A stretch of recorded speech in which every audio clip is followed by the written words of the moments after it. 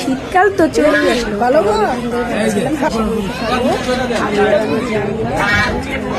Plan করলাম যে হাঁসের মাংস আনবো, তো 2টা হাঁস আনলাম।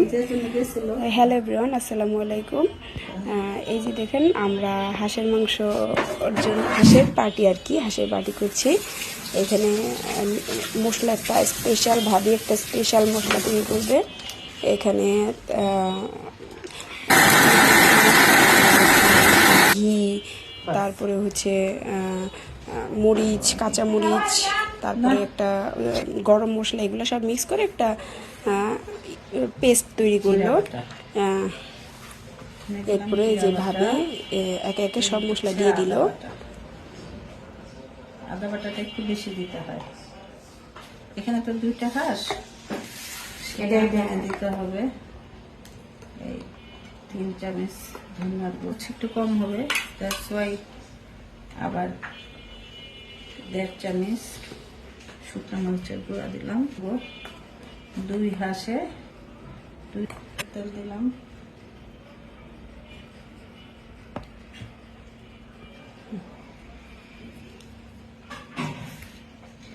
পেঁয়াজ বেরেস্তার যে তেলটা ছিল ওটাও দিয়ে দিলাম, মাখিয়ে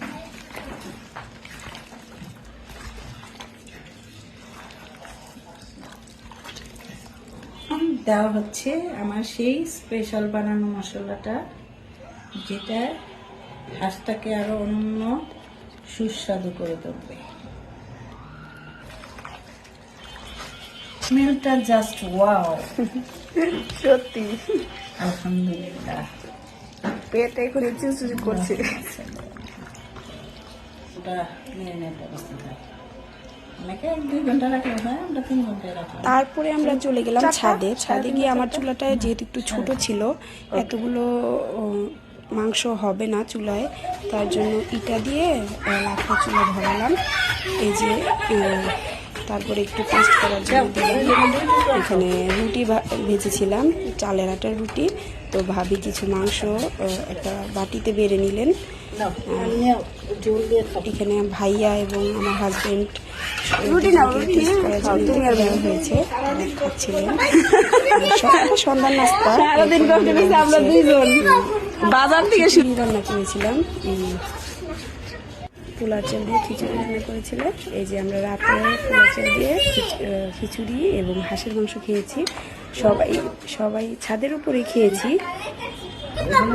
রান্নাটা কিন্তু খুবই মজা হয়েছে, হাঁসের মাংসটা খুব টেস্ট হয়েছে, সবাই খেয়ে খুব প্রশংসা করেছে।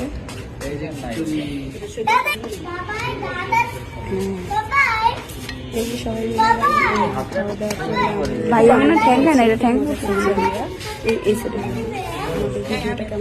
সবাই অবশ্যই জানাবেন। সবাই ভালো থাকবেন, ধন্যবাদ, আসসালামু আলাইকুম।